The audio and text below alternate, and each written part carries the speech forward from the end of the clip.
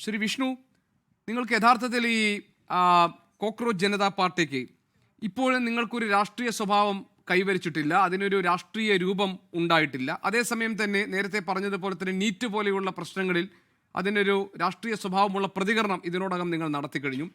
പക്ഷേ പുറത്തു വന്ന ഒരു വാർത്ത CJPയുടെ സ്ഥാപകനായ ഈ അഭിജിത്ത് ദീപ്കയ്ക്ക് നേരെ വധഭീഷണി ഉണ്ടായിട്ടുണ്ടെന്നാണ്. അതിൽ പുറത്തു വന്നിരിക്കുന്നൊരു വിവരം, ഒന്നുകിൽ CJP പിരിച്ചുവിടണം, അല്ലെങ്കിൽ BJPയിൽ ചേരണം, അതല്ലെങ്കിൽ നിങ്ങൾ അമേരിക്കയിലാണെങ്കിലും നിങ്ങളെ വകവരുത്തും എന്ന ഒരു ഭീഷണി സന്ദേശം വന്നു എന്നാണ്. നിങ്ങളുടെ നോട്ടത്തിൽ CJPയുടെ വരവിനെ ഈ രാജ്യത്ത് ആരാണ് ഭയക്കുന്നത്?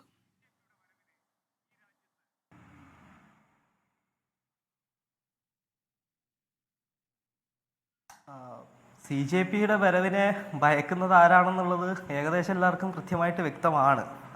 ഇപ്പോൾ കേന്ദ്രം ഭരിക്കുന്നത് ആരാണോ അവർ തന്നെയാണ് ഭയക്കുന്നത്. അവരുടെ സോഷ്യൽ മീഡിയ IT സെൽസും അതുപോലെ തന്നെ അവരുടെ പ്രവർത്തകരും ചേർന്നിട്ടാണ് ഇത്രയും ഡീഗ്രേഡിങ്ങും ഹെയ്റ്റും ഈ പറഞ്ഞ CJP മൂവ്മെൻറ്റിനെതിരെ നടത്തിയിട്ടുള്ളത്.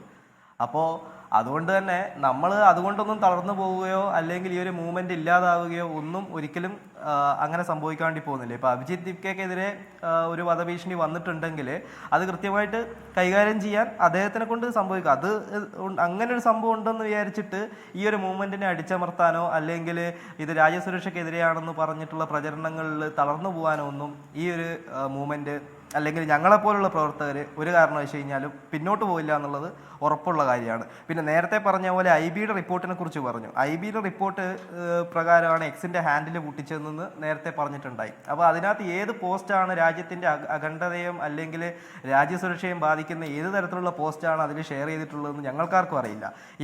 ഇപ്പോൾ ഞങ്ങൾ നേരിടുന്ന ഏറ്റവും വലിയ പ്രധാന പ്രശ്നം എന്താണെന്ന് വെച്ച് കഴിഞ്ഞാൽ, ഇതേ സെയിം ഇൻസ്റ്റാഗ്രാമിൽ ഞങ്ങളൊരു അക്കൗണ്ട് തുറന്നു കഴിഞ്ഞ് കഴിഞ്ഞാൽ ഓൺ ദ സ്പോട്ട് ഞങ്ങൾക്ക് ബാൻ കിട്ടുകയാണ്. അതായത് മീഡിയ സ്വാതന്ത്ര്യവും പിന്നെ നമുക്ക് പ്രതികരിക്കാനുള്ള സ്വാതന്ത്ര്യമുള്ള ഈ ഒരു രാജ്യത്ത് ഒരു നിസാരമായിട്ടുള്ള ഒരു ഇൻസ്റ്റാഗ്രാം ഹാൻഡിലോ എക്സ് ഹാൻഡിലോ ഓപ്പൺ ചെയ്യുകയും അതിലൂടെ പ്രതികരിക്കാൻ ശ്രമിക്കുകയും ചെയ്യുമ്പോൾ അതിനെ ഇല്ലാതാക്കി അടിച്ചമർത്താൻ ശ്രമിക്കുന്നുണ്ടെങ്കിൽ അവർ ഭയക്കുന്നുണ്ട്.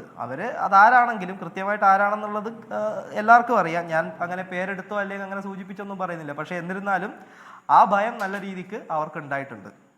പിന്നെ കൺവെൻഷണലായിട്ടുള്ള പാർട്ടികളെ കുറിച്ച് പറഞ്ഞു. കൺവെൻഷണൽ പാർട്ടികൾ യുവാക്കളുടെ കാര്യങ്ങൾ കൃത്യമായിട്ട് ഇടപെടാതിരിക്കുകയും അവരെ ഈ പറഞ്ഞു കഴിഞ്ഞ പോലെ അവരുടെ വാക്കുകളെ ചെവികൊള്ളാതിരിക്കുകയും ചെയ്യുന്നത് കൊണ്ടാണല്ലോ ഇപ്പം ഇങ്ങനെ ഒരു മൂവ്മെന്റ് ഉണ്ടായതും അതിന് 2 കോടിക്കടുത്ത് ആൾക്കാർ ഇൻസ്റ്റാഗ്രാമിൽ മാത്രം ഫോളോവേഴ്സായിട്ട് വന്നിട്ടുള്ളതും.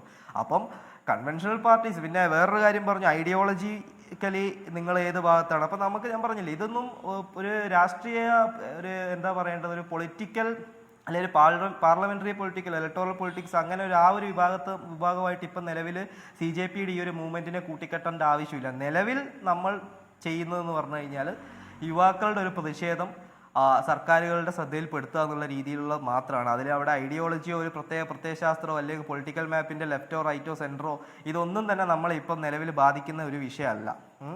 അപ്പോൾ എത്ര തളർത്താൻ ശ്രമിച്ചു കഴിഞ്ഞു കഴിഞ്ഞാലും കോക്രോച്ചസ് കൂടുതൽ ധൈര്യത്തോടെയും ശക്തിയോടും കൂടി സജീവമായിട്ട് പ്രവർത്തന രംഗത്ത് ഇനി അങ്ങോട്ടേക്ക് ഉണ്ടാവും എന്നാണ് എനിക്ക് പറയാനുള്ളത്. ഇനിയും Vishnu, voice of the lazy and unemployed എന്ന ടാഗ്ലൈനിൽ തന്നെ ആയിരിക്കുമോ നിങ്ങളുടെ മുന്നോട്ടുള്ള പോക്കും?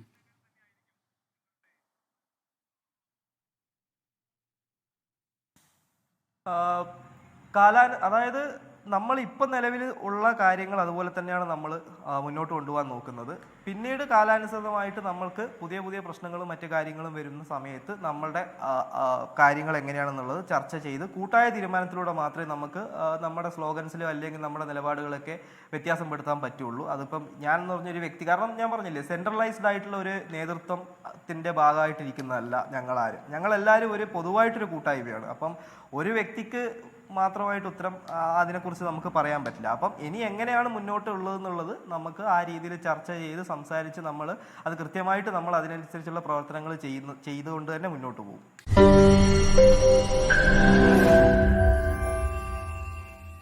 ലോകത്തെവിടെയായാലും ഏത് സമയത്തും 24 വാർത്തകളും ഓഗ്മെന്റഡ് റിയാലിറ്റി പാക്കേജുകളും എക്സ്പ്ലെയിനറുകളും വിശദമായി കാണാൻ ഞങ്ങളുടെ YouTube ചാനൽ നിങ്ങൾക്ക് സബ്സ്ക്രൈബ് ചെയ്യാം.